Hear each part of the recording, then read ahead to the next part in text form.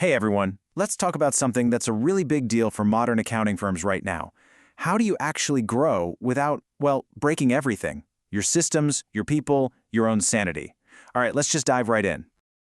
Does this hit close to home for you? You're finally getting the clients you wanted, your firm's name is getting out there, but instead of celebrating, you just feel this weight. This quote absolutely nails the feeling that so many firm leaders are dealing with right now. It's this bizarre paradox of success, isn't it? So that really is the core question we're digging into here. Why does success suddenly feel more like a trap than freedom? Well, the answer really comes down to this. The old playbook, the operating model we've all been using for years, it just wasn't built for the world we live in today. So first up, let's really talk about this growth paradox. It's that exact moment when the success you've been working so hard for starts to feel a lot more like a burden and a lot less like a victory. This really breaks the problem down to its simplest form, doesn't it? You've got more clients, tighter deadlines, everything is getting more complex.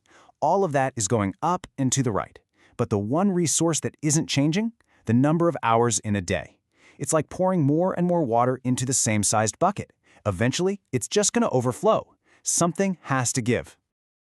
For decades, the answer was always so simple, right? Get more clients, hire more people. Problem solved. But that playbook, it's completely broken now. So let's get into why you just can't hire your way out of this problem anymore. And look, the whole system is just creaking under the pressure. First, the talent pool is shrinking, so finding good people is a massive battle. Then, when you do find someone, the cost to hire them and keep them is through the roof. On top of all that, busy season feels like it never really ends, and your clients, they're not just happy with compliance anymore. They want real strategic advice. And here's the real kicker. The result of all this strain? Your most valuable people, your senior partners, your experienced managers, they're getting dragged down into the weeds, doing prep work they really shouldn't be doing. And you have to ask yourself, if your leaders are constantly putting out fires, who's actually steering the ship and planning for the future? Okay, enough doom and gloom. We've defined the problem. Let's talk about the solution. And I'm not talking about another temporary Band-Aid. We're talking about a real structural change. It's about fundamentally redesigning the engine of your firm. And that key concept is strategic outsourcing. Now, let's be really clear what this means. This isn't just about shipping tasks off somewhere else to get them done cheaper.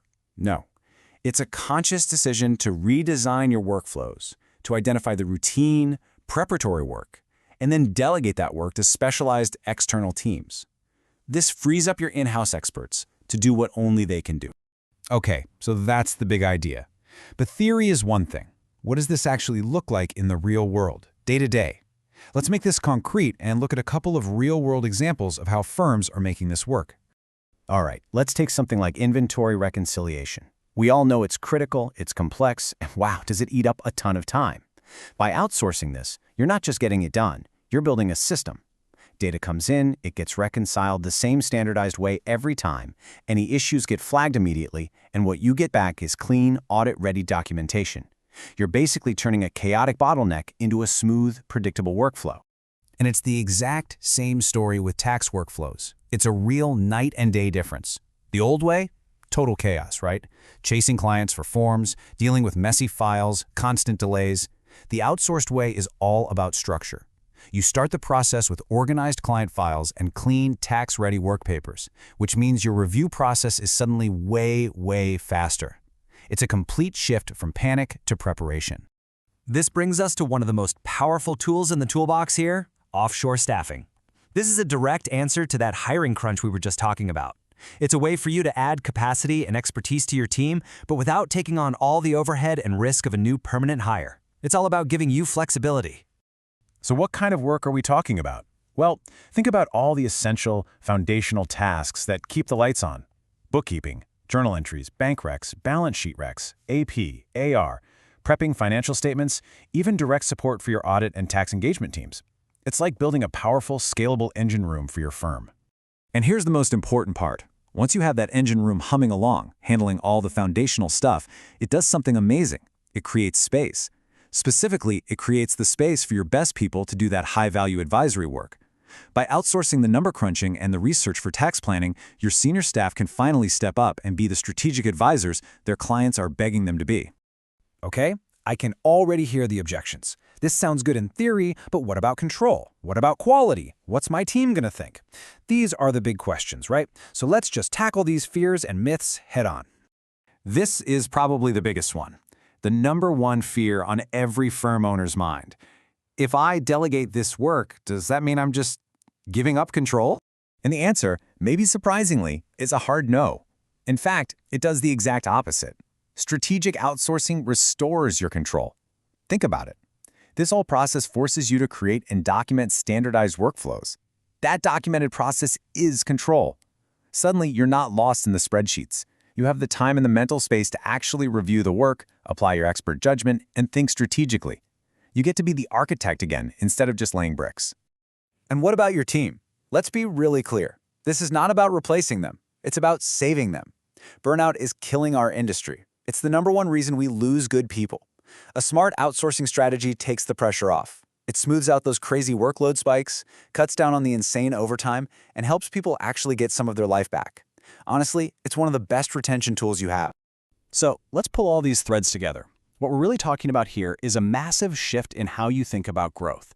It's about moving away from chaotic, reactive growth, that's growth by default, and moving toward building a firm where you're in the driver's seat. That's growth by design. And this really is a virtuous cycle. When you strategically outsource, you build better systems. Better systems protect quality. Protecting quality reduces the stress on your team. And a supported, less stressed team, that gives you the solid foundation you need to grow with actual confidence instead of just crossing your fingers and hoping for the best. And look, the good news is you don't have to figure this out on your own. The source material for this explainer points out that there are expert partners out there, like KMK Associates LLP, who literally specialize in helping firms design and build these kinds of strategies, the systems that can finally make growth feel like a win again. So I really want to leave you with this one thought. The future of this industry isn't about doing more or working harder. I mean, we can't possibly work any harder. True, long-term success is about building smarter systems. Systems that do the heavy lifting for you, that protect your quality, and that truly support the amazing people on your team. So my final question is for you to think about. What could your firm actually achieve if you weren't constantly limited by your current capacity? How could a smarter system transform your growth, your team's well-being, and your own role as a leader?